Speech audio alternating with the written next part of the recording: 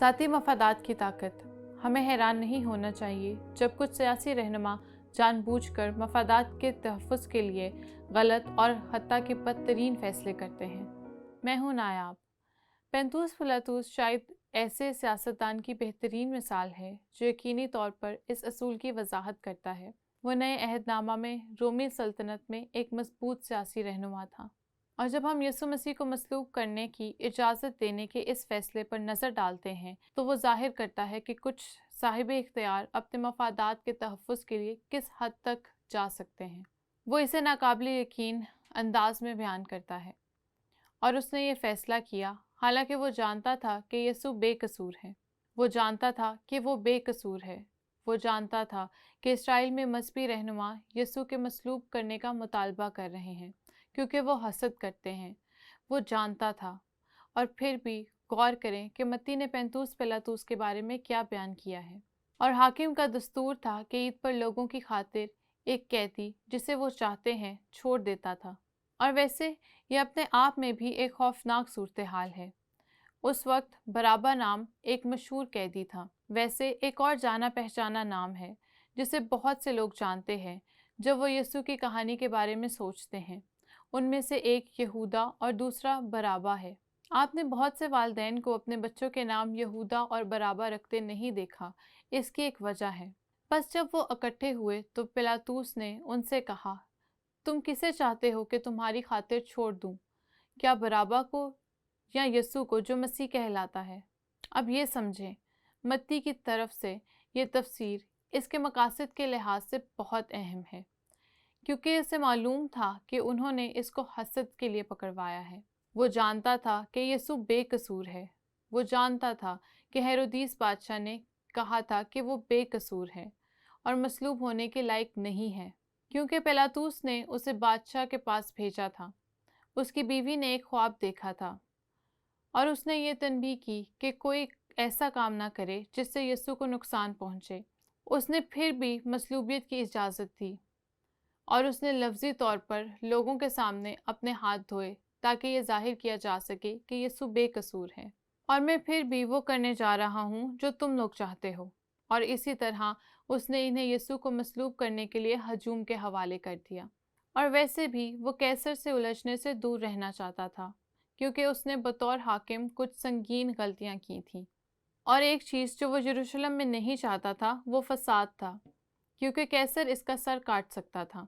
और यूं पिलातुस पर यरूशलेम शहर में अमन कायम रखने के लिए ज़बरदस्त सियासी दबाव था। और इस हौसला अफजाई की वजह से और अपनी ताकत और मकाम की वजह से उसने एक रास्तबाज आदमी को, एक निजात दहिंदा को मसलूब किए जाने के लिए हजूम के हवाले कर दिया।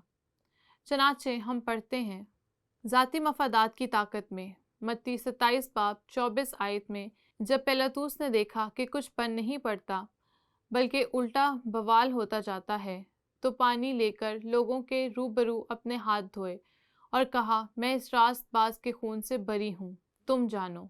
सब लोगों ने इसके जवाब में कहा, इसका खून हमारी और हमारी औलाद की गर्दन पर। इस पर उसने बराबा को उनकी खातिर छोड़ दिया और यीशु को कोड़े लगवाकर उनके हवाले किया कि मसलूब हो। आप ज़ाती मफादात की बात करते हैं और सियासी फैसले ज़ाती मफादात पर मबनी होते हैं, और यकीनन हम अपनी सकाफ़तों से जानते हैं कि हमारी बहुत सी सियासी शख्सियात मफाद से मुतासिर हैं। इस किस्म की सूरत हाल पैदा करने के लिए पूरा निज़ाम तरतीब दिया गया है, और सियासतदानों के लिए अपने अपने मफाद हासिल किए बगैर अपने ओहदों पर काम करना बहुत से मामलात में बहुत मुश्किल है। और वैसे ज़्यादातर लोग जब किसी सियासतदान के बारे में सोचते हैं, एक लफ्ज़ सोचते हैं, झूठ बोलना। ये एक आम सूरत हाल है। आज हमारी सकाफ़त में ये आम बहस है, और इस तरह सियासतदान और झूठ का वो रिश्ता है जो गाल और ज़ुबान का नाकाबिल कबूल रवैये हैं। ये एक अफसोसनाक बात है। अब हम इसका क्या ताल्लुक देखते हैं। इस असूल का हमारे मखसूस हालात से क्या ताल्लुक है। हम जिस भी सकाफ़त में हैं, मसीही तौर पर सियासत पे हमारी शमूलियत को कैसे मुतासिर करेगा।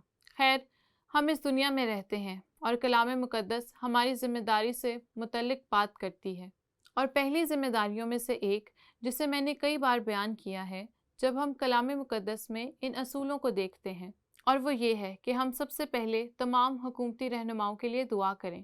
اگر ہم خدا کی مرضی پر چلنا چاہتے ہیں تو یہ غیر گفتن شنید ہے۔ اور پولوس نے تیموتھیوس کے نام اپنے خط میں دوسرے باب میں یہ بات بالکل واضح کر دی جب اس نے کہا، بس میں سب سے پہلے یہ نصیحت کرتا ہوں کہ مناجاتیں اور التجائیں سب آدمیوں کے لیے کی جائیں، بادشاہوں اور سب بڑے مرتبہ والوں کے واسطے، اس لیے کہ ہم امن و امان کے ساتھ زندگی گزاریں تاکہ ہم مسیح یسوع کی خوشخبری سنا سکیں۔ اور جب پولوس نے روح القدس کے الہام سے یہ بیان جاری کیا تو وہ نیز جیسے ان آدمیوں کی طرف اشارہ کر رہا تھا جنہوں نے اسے قید میں ڈالا تھا، بالآخر وہ اس کی جان لینے والا تھا۔ وہ ہیرودیس جیسے آدمیوں کا حوالہ دے رہا تھا جو اپنی اخلاقیات اور رویے کے لحاظ سے ایک خوفناک شخص تھا۔ وہ فیتس کے بارے میں سوچ رہا ہے جو حاکم تھا۔ وہ ایک اور گورنر فیلکس کے ساتھ حاکم تھا۔ وہ ان معاملات میں شامل تھے جو اثر ان کی زندگی پر ان افراد کی وجہ سے پڑا جو اقتدار میں تھے، سیاسی طاقت۔ اور پھر بھی وہ کہتا ہے ہمیں دعا کرنے کی ضرورت ہے۔ تو نمبر 1، ہمیں دعا کرنے کی ضرورت ہے اور ہمیں مسلسل دعا کرنی چاہیے، اور مجھے خداوند کے سامنے اقرار کرنے کی ضرورت ہے کہ جتنا مجھے چاہیے میں اس پر عمل کرنے میں ناکام رہی ہوں۔ نمبر 2، ہمیں اچھے شہری بننے کی ضرورت ہے، ایماندار شہری۔ ہمیں حکمرانوں کا احترام کرنے کی ضرورت ہے، اور اچھے شہری ہونے کے ناطے حیرت انگیز طور پر ہماری مخصوص ثقافت میں ہمارے پاس ووٹ ڈالنے کا موقع ہے اور اپنی رائے کا اظہار کرنے کا، اور ہمیں اس سے فائدہ اٹھانے کی ضرورت ہے۔ کسی دن وہ موقع غائب ہو سکتا ہے، لیکن یہ ہماری ذمہ داری ہے۔ اور تیسرا، ہمیں دیندار سیاستدانوں کی رہنمائی کی ضرورت ہے۔ اب یہ کہہ کر آج ہماری ثقافت میں یہ ایک سخت کردار ہے، اور خوش قسمتی سے ہمارے پاس سیاسی رہنما ہیں جو یسوع مسیح کو جانتے ہیں اور جو یسوع مسیح کے ساتھ وابستہ ہیں۔ اور کیا ہمیں کبھی ان کے لیے دعا کرنے کی ضرورت ہے؟ اور ہمیں دعا کرنے کی ضرورت ہے کہ جو لوگ ایماندار نہیں ہیں وہ ان لوگوں کی بات سنیں جو اپنے اقتدار کے لحاظ سے ایماندار ہیں، کہ ہمیں انہیں اٹھانے کی ضرورت ہے، اور ہمیں ایسے لوگوں کی حوصلہ افزائی کرنے کی ضرورت ہے جو محسوس کرتے ہیں کہ وہ سیاست میں جاتے ہیں، یہ جانتے ہوئے کہ جو وہ کرنا چاہتے ہیں اس لحاظ سے وہ ایک طوفان کی جانب بڑھ رہے ہیں اور وہ کتنا کچھ کر سکتے ہیں، لیکن ہمیں ان کی حوصلہ افزائی کرنے کی ضرورت ہے۔ ہمیں صرف خدا پرست شہری بننے کی ضرورت ہے۔ آپ واقعی پورے نئے عہد نامہ میں دیکھتے ہیں۔ ہمیں اس دنیا میں روشنی اور نمک بننا ہے، تو آئیں اس زندگی کو گزارنے کے اصول کو دیکھتے ہیں جو کہ واقعی ایک ناقابل یقین کہانی سے نکلتا ہے، جس طرح سے پینتوس پلاطس نے خاص مقصد کے تحت خدمت کرنے کے لیے اصول کے خلاف ورزی کی تھی۔ ہم اصول کو پڑھتے ہیں۔ ہمیں حیران نہیں ہونا چاہیے جب کچھ سیاسی رہنما جان بوجھ کر اپنے مفادات کے تحفظ کے لیے غلط اور حتیٰ کہ بدترین فیصلے کرتے ہیں۔